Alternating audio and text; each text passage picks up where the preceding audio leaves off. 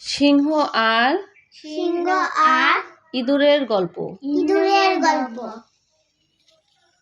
এক বনে এক বড় সিংহ বাস করত। একদিন সে ঘুমিয়েছিল গভীর ঘুম। তখন তার পাশে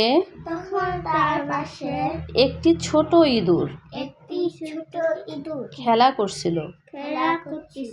খেলা করতে করতে সে সিংহের নাকের ভিতর ঢুকে গেল। সাথে সাথে সিংহের ঘুম ভেঙে গেল।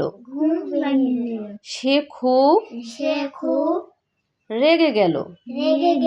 তারপর থাবা দিয়ে খপ করে ইঁদুরটাকে ধরে ফেলল। সিংহ বলল, আমি হলাম বনের রাজা। তোর এত বড় সাহস আমার ঘুম ভাঙিয়ে দিস? এখনই তোকে মেরে ফেলবো।